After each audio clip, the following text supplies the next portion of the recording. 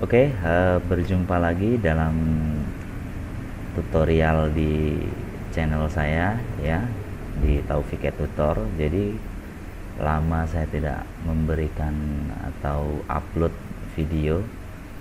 Jadi karena banyak pekerjaan ya, mohon maaf. Tapi kalian masih bisa melihat semua isi-isi video di channel saya ya, di playlistnya. Jadi saat ini saya akan sharing ya mengenai contoh dokumen tender ya. Jadi sebenarnya saya juga terlalu belum memahami semuanya, tetapi masih bisa kita pelajari ya. Saya hanya memberikan contoh. Jadi seperti ini ya, contoh dokumen tender. Jika kalian nanti suatu saat mendapatkan atau memberikan request for quotation terhadap sebuah pekerjaan, jadi ada sebuah file dokumentasi yang berisi tentang persyaratan, ketentuan umum dan macam-macam ya, ada di sini. Hingga di paling bawah itu nanti akan ada spesifikasi teknis yang harus kita kerjakan ya, seperti ini. Jadi contohnya seperti ini ya, requirementnya, persyaratan teknis. Jadi lingkup pekerjaannya apa ya, pengadaan material sesuai request for quotation, supervisi pemasangan apakah include atau di luar ya. Jadi pertama yang kita lihat dari dokumen tender adalah ketentuan umum ya, yang mana di sini adalah pemahaman dokumen tender itu sendiri ya, RFQ dan berita acara perbid ya. Perbid meeting itu artinya perpenawaran bila ada, merupakan bagian tidak terpisahkan dari dokumen tender ya. Proses pengadaan pengaju kepala STK pengadaan barang jasa PT bla bla bla ya. Jadi nanti akan saya blur ini, jadi untuk menghormati dari privasi ya.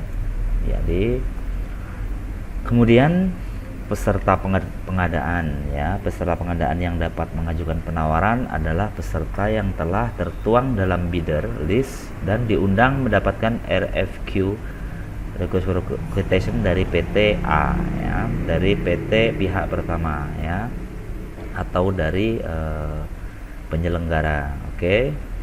Kemudian surat penawaran, cara penyampaian dan mata uang yang digunakan. Oke.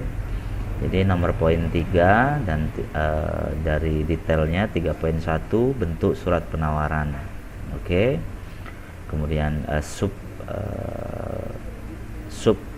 dari isi bentuk surat penawaran 3.11, bahasa yang digunakan dalam penawaran adalah bahasa Indonesia. Ada perusahaan yang menggunakan bahasa Inggris, tetapi di sini ketentuan diisikan dengan bahasa Indonesia ya. Surat penawaran yang disampaikan satu asli tanpa kopi dan dibuat dengan bentuk dan redaksi sesuai contoh lampiran. Oke. Kemudian 3.2 surat penawaran 3 surat penawaran asli harus diketik di atas kop surat perusahaan.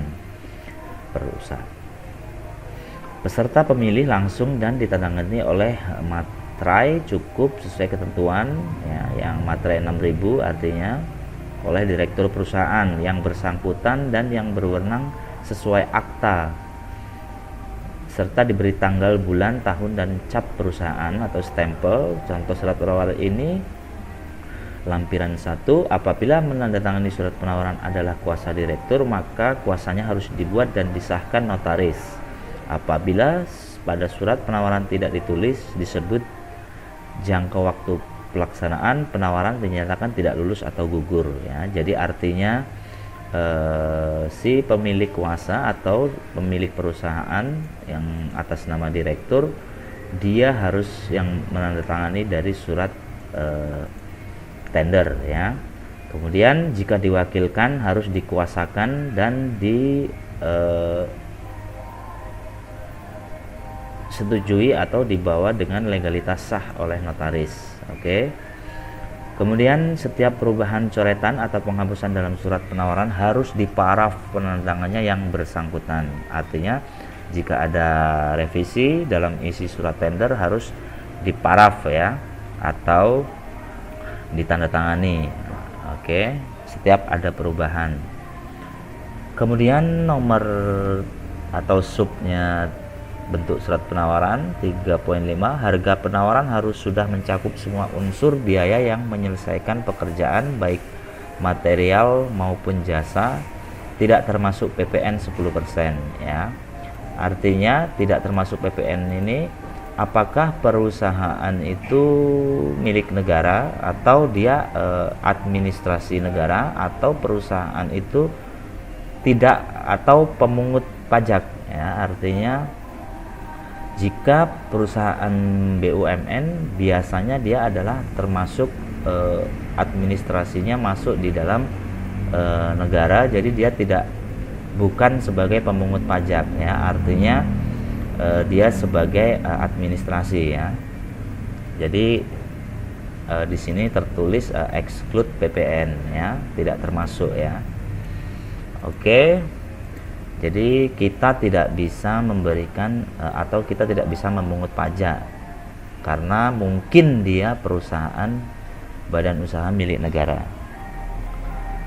Kemudian setiap perubahan harga 36, setiap penawaran yang diajukan mengikat bagi penawaran yang bersangkutan paling sedikit untuk jangka waktu 90 hari kalender terhitung mulai tanggal penutupan penawaran. Jadi artinya dalam waktu 90 hari kalender ini kita harus sudah memberikan jangka waktu itu dan tidak bisa direvisi ya. Artinya jadi artinya kita sudah memberikan harga yang fix atau valid sesuai yang sudah kita tawarkan. Oke. Kemudian harga yang ditawarkan harus lengkap dengan harga satuan jumlah dari tiap-tiap pos dan ketentuan total harga penawaran. Dalam angka harus sesuai dengan yang dinyatakan dalam huruf. Jumlah harga satuan penawaran harus dalam bilangan bulat tanpa unsur desimal. Oke. Jadi artinya kita sudah memberikan dengan satuan tiap pos, contohnya mungkin unitnya, harga per unitnya, harga per lotnya, harga per proses pengerjaannya, itu harus jelas, harus detail di sini karena nantinya itu akan sebagai pengacuan atau sebagai acuan untuk cross check dari pihak tender bahwa jika terjadi saat pelaksanaan mesti jelas skop dan rule pekerjaan itu sendiri. Oke. Kemudian cara penyampaian dokumen penawaran, seluruh surat penawaran yang dilampirkan menggunakan kertas HVS ukuran A4 yang dimasukkan dalam sampul penawaran. Oke. Jadi di sini ini adalah umum ya. Di sini rata-rata kita juga sudah menggunakan ini. Oke, kemudian dokumen penawaran disampaikan dengan cara ya, ada tahapnya untuk penyampaian dokumen.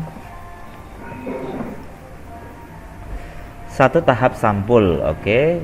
Sampul penawaran berisi surat penawaran harga seperti contoh terlampir ya, menyantumkan nomor rekening, lampiran 1 perincian penawaran harga, surat pernyataan pimpinan penyedia ya, ada di lampiran 2, nomor rekening di lampiran 1, perusahaan penyedia ada di lampiran 3 ya, ada fakta integritas di sini juga di lampiran 4 ya, brosur dan data teknis pendukung ya. Jadi artinya jika ada equipment yang standar atau lokal atau impor, dia harus menyantumkan di sini brosur dan data teknis, bisa ada COC ya, COO ya, sertifikat of conformance dan sertifikat dari impor barang itu sendiri ya. Bisa ada manual book, bisa ada data teknis waranti dan macam-macam ada di sini ya. Kemudian dokumen penawaran disampaikan pada saat waktu yang ditentukan dan sekaligus dimasukkan dalam kotak tertutup yang terkunci dan disediakan oleh tim tender. Ya, ini secara teorinya ya, secara administrasinya seperti ini rule-nya. Jadi kadang juga ya kita tidak bisa menyimpulkan itu ya. Pada dokumen penawaran dicantumkan kolektif nomor RFQ dan serta hari tanggal penutupan quotation deadline ditunjukkan kepada tim tender pengadaan barang ya, ke purchasing perusahaan itu ya, penyelenggara. Oke. Ini nanti saya blur. Oke. Untuk menjaga privasi, dokumen penawaran yang disampaikan melewati batas waktu penyampaian tidak akan diterima ya. Jadi sudah ada ketentuannya yang mana waktu dan tanggal untuk close itu sudah ditentukan. Mata uang yang digunakan di sini penawaran yang dinyatakan dalam mata uang rupiah. Oke. Kemudian penjelasan pre-bid meeting ya. Jadi terkait dengan kondisi emergensi, mungkin terjadi ada COVID-19 atau masalah lainnya, sehingga pelaksanaan pre-bid meeting dilaksanakan secara tatap muka namun bisa dilaksanakan dengan fasilitas email atau daring ya. Peserta yang mengikuti pre-bid adalah direktur dari penyedia ya. Apabila diwakilkan maka perwakilan email ditunjuk harus disertai surat kuasa peserta yang mengikuti pre-bid meeting, dianggap setuju terhadap seluruh keputusan dan poin yang tertuang pada berita acara pre-bid meeting dan dapat mengikuti proses penawaran. Oke. Jadi artinya tidak bisa diwakilkan. Jika diwakilkan dari direktur itu harus ada surat kuasa. Oke. Jadi pembukaan sampul penawaran. Jadi sampul penawaran yang berisi surat penawaran dan lampiran akan dibuka di hadapan para peserta pengadaan. Ya, waktu dan tempat pembukaan sampul RFQ, pembukaan penawaran untuk kualifikasi K dilakukan bila terdapat sekurang-kurangnya satu peserta yang memasukkan penawaran tidak termasuk surat pengunduran diri dan dihadiri sekurang-kurangnya satu peserta. Pembukaan penawaran untuk kualifikasi M dan B dilakukan bila tidak sekurangnya dua peserta menghasilkan penawaran.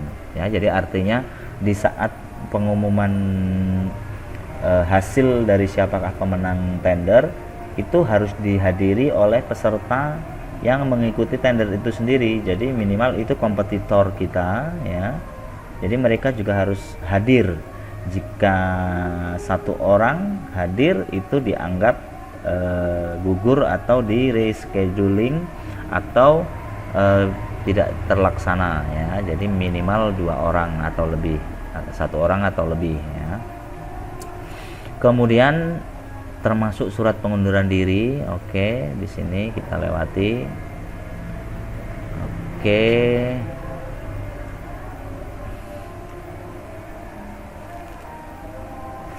Oke. Kriteria ya. Kriteria tata cara evaluasi ya. Evaluasi yang dilaksanakan oleh tim tender terhadap semua penawaran yang harus dengan cara non-scoring. Evaluasi dilakukan berurutan terhadap unsur administrasi meliputi ya. Jadi kelengkapan dokumen ya di sini. Dokumen apa saja yang harus dilengkapi. Jika tidak kurang lengkap juga tidak bisa. Kemungkinan adanya afiliasi antar peserta pemilihan yang menyebabkan proses pemilihannya tidak kompetitif. Semua penawaran dari peserta pemilih yang punya afiliasi tersebut dinyatakan gugur ya. Jadi artinya bisa satu kompetitor itu satu perusahaan bisa 2 nama ya. Artinya 2 perusahaan pemiliknya sama ya. Itu dianggap sebagai afiliasi di sini. Jadi artinya harga juga tidak bisa kompetitif karena bisa saja yang satu yang akan diloloskan dia bisa memberikan bid terlalu murah dan yang satu terlalu tinggi, yang artinya tetap yang dapat hanya satu orang saja ya. Jadi artinya itu tidak sah. Memang secara ini juga tidak baik ya, karena itu adalah permainan ya. Oke. Kemudian unsur teknis meliputi spesifikasi teknis, jumlah barang yang ditawarkan, jadwal waktu penyerahan barang, tidak melampaui batas waktu yang ditetapkan dalam dokumen tender. Apabila dalam tender dapat melakukan hal yang kurang teknis terhadap hal yang kurang jelas atau meragukan, tim tender dapat melakukan klarifikasi dengan pihak penawar sepanjang tidak merubah penawaran awal ya. Unsur harga meliputi kebenaran dan keabsahan harga penawaran. Oke. Hanya peserta yang lulus di tahap sebelumnya yang akan dilakukan evaluasi terhadap tahap berikutnya ya. Hal-hal yang membuat penawaran dinyatakan tidak lulus atau gugur ya, di sini ada isinya. Hal yang membuat penawaran tidak lulus atau gugur: 1. Dokumen tidak lengkap, disampaikan di luar batas waktu atau terlambat. Spesifikasi dari isi dari RFQ-nya tidak sesuai ya. Kemudian melakukan praktek pengaturan atau arisan lelang ya. Jadi artinya jadi diatur di sini artinya ada komunikasi terselubung ya, mungkin bisa dari pihak peserta atau panitia tender atau kerjasama antara kompetitor itu sendiri ya. Jadi mereka komitmen sesama kompetitor berkomitmen siapapun yang menang akan bagi-bagi ya, atau bisa dibagi sama-sama atau dibelah isi pekerjaan itu sendiri. Yang mana jika terdapat ada tender 4 perusahaan, mereka bekerja sama, itu juga tidak lulus ya. Kemudian negosiasi ya, negosiasi ya artinya tawar menawar. Oke, kita lewati kriteria pemenang. Oke, dalam penetapan pemenang, perusahaan bla bla bla hanya akan mengambil harga penawaran yang terbaik dan sah ya. Dalam menilai penawaran sah, tim tender pelelangan akan berpegang pada nilai-nilai kaidah yang paling menguntungkan negara, khususnya menguntungkan perusahaan penyelenggara tender ya, atau PTA. Oke. Kemudian pemenang yang ditetapkan oleh penyelenggara dan keputusan atas pemenang menjadi hak sepenuhnya oleh perusahaan penyelenggara. Pengumuman pemenang: keputusan penetapan pemenang disampaikan oleh tim tender dengan surat atau fax kepada seluruh peserta yang memasukkan penawaran. Meskipun kalah pun si perusahaan tersebut akan mendapatkan notifikasi atau fax yang berisi penyampaian bahwa lulus atau tidak lulus, atau gugur atau maju ya, atau sebagai pemenang. Jika pengadaan dinyatakan gagal, tim tender perlu akan menyampaikan secara tertulis pengumuman tentang kegagalan pelanggan kepada peserta pengadaan, dan tindak lanjut perlu diketahui oleh peserta pengadaan. Oke. Penunjukan pemenang: peserta yang ditunjuk sebagai pemenang wajib menerima penunjukan tersebut, dan apabila mengundurkan diri, yang bersangkutan akan dikenakan sanksi sesuai peraturan yang berlaku oleh perusahaan penyelenggara. Jaminan pelaksanaan: menyerahkan jaminan pelaksanaan untuk pekerjaan dengan nilai sama atau di atas 1 miliar sebelum melaksanakan pekerjaan dengan ketentuan surat jaminan. Pelaksanaan bernilai minimum 5% dari nilai PO ya, dari purchase order. Jaminan pelaksanaan yang dapat diterima akan dikeluarkan oleh bank umum. Jadi artinya ini surety bond atau bank garansi yang mana sebelum melaksanakan si pemenang akan memberikan jaminan 5% dari nilai itu ya. Artinya sebelum kita memenangkan tender itu atau sebelum mengerjakan itu, kita harus memberikan dulu jaminan ya. Jadi artinya itu adalah garansi bank atau surety bond, yang dimaksud surety bond ya. Oke, kalian bisa pelajari kalau saya sudah pernah melakukan itu ya. Kemudian collective number, jaminan pelaksanaan dari bank luar negeri ya, atau bisa dari LC atau yang disebut LC ya, letter of credit, atau kalau dalam negeri itu SKBDN ya. Jaminan pelaksanaan dari bank luar negeri harus dari bank luar negeri yang direkomendasikan oleh Bank Indonesia. Jaminan pelaksanaan akan dikembalikan setelah barang diterima dan dinyatakan sesuai spesifikasi yang diminta oleh perusahaan penyelenggara. Oke. Sanksi dan denda. Oke, keterlambatan. Apabila peserta mengundurkan diri setelah yang bersangkutan ditunjuk sebagai pemenang, maka jaminan penawaran yang bersangkutan bila ada dicairkan dan menjadi milik perusahaan penyelenggara, dan kepada yang bersangkutan akan dikenakan sanksi sesuai STK pengadaan barang jasa ya, surat ketentuan ya perusahaan penyelenggara. Jadi sanksi dari perusahaan itu sendiri bisa ditentukan oleh si penyelenggara ya, yang sebagai mungkin penalti ya, yang disebut penalti adalah sanksi denda sebenarnya 0,1% per 1000 sampai dengan 5/100 atau sesuai klausul kontrak yang disetujui kedua belah pihak. Ada sanggahan peserta pengadaan di sini ya. Jadi ini bisa ada sanggahan juga di sini ya, jadi jelas ada pasal-pasalnya.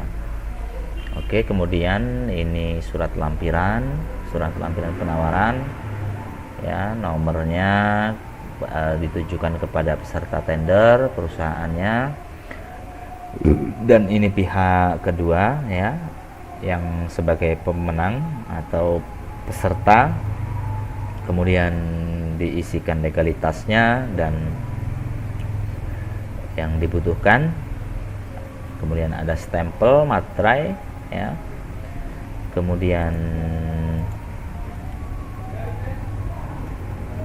di sini ada surat pernyataan pimpinan penyedia ya di sini. Oke, lanjut.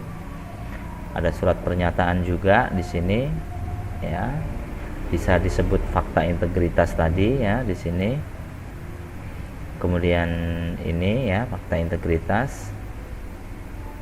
Kemudian syarat-syarat ketentuan umum ya, term of condition-nya di sini. Bisa kita lihat definisi. Oke, kemudian kita langsung dari isi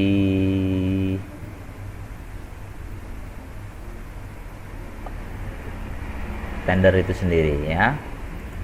Oke. Ya. Jadi di sini kita bisa lihat apa itu project yang sedang dikerjakan ya, yang diikutkan tender ini. Jadi kita lihat di sini adalah ada namanya request for quotation untuk numbernya, collective number vendor. Di sini diisikan quotation deadline-nya yang tadi disebut di sini ya. Jadi di sini deskripsinya adalah sebuah header ya, specific head of outlet condition ya. Di sini ada spesifikasi detail ya, maksimal outlet conditionnya, jadi wattnya ya, dan suhu di sini, sheet material, terus spek material itu apa, carbon steel atau apa, design pressure kilogram per sentimeter kubiknya di sini hanya atmosferik berarti ya. Jadi atmosferik di sini ya. Kemudian unhead, element length di sini sudah ditentukan. dan seterusnya ya. Ini adalah gambaran generalnya di sini. Kemudian ada detail subnya lagi. Di sini under voltage breaker required, artinya ini dibutuhkan ya. Power contractor by order di sini DC. Oke, kemudian ini ada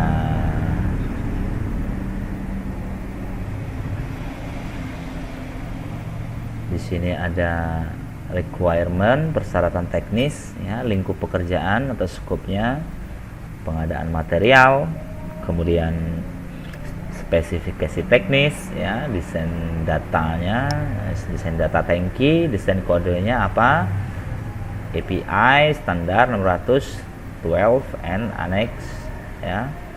Jadi anneksur A itu artinya kita rujuk di desain kodenya ya. Jadi di tabel nanti di buku API ya, di handbook API-nya. Kemudian diameternya, kemudian height di sini ya.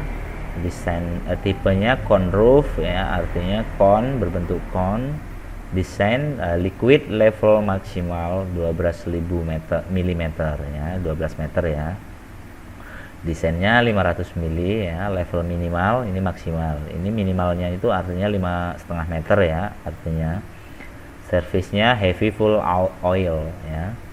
Spesifik gravity ya, di sini 0,90 gram per cm kubik, atmosfer 15,5 derajat Celcius.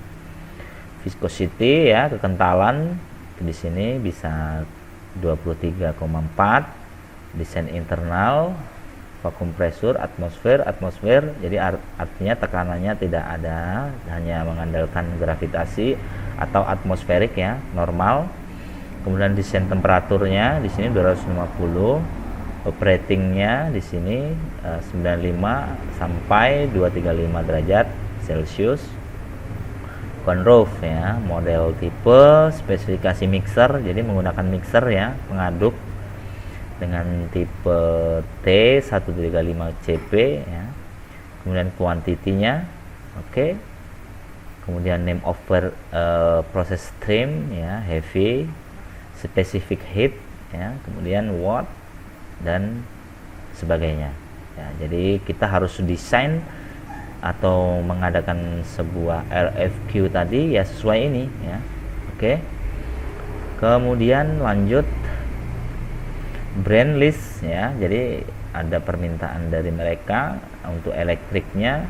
Jadi mereka sudah menentukan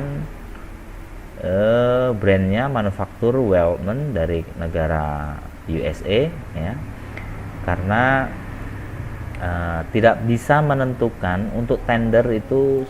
Saya berikan ya, ini yang lumayan penting nih, setiap tender itu tidak ada intervensi yang mengatakan brand ya atau merek ya, tidak boleh untuk semua tender atau semua. Jadi tidak ada intervensi. Contoh kalau HP merek Samsung itu tidak boleh ya, hanya boleh menyebutkan negara dan manufakturnya ya.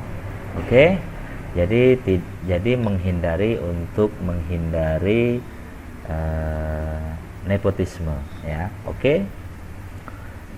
Kemudian jangka waktu pelaksanaan di sini detail. Oke, lanjut. Garansi, kita berikan garansi ya. Oke, sekian, mungkin itu saja. Ini hanya contohnya. Ini jadi modelnya seperti ini yang akan kita kerjakan. Ini rahasia ya. Oke, terima kasih sudah menyaksikan video ini. Semoga bermanfaat, dan jika ada pertanyaan kolom komentar. Jika saya ada salah silahkan koreksi, dan intinya saya hanya memberikan sharing. Barangkali teman-teman nanti akan mendapatkan sebuah dokumen seperti ini, dan ini sebagai contoh kecil ya. Dan terima kasih sudah menyaksikan video ini, dan Sampai jumpa lagi.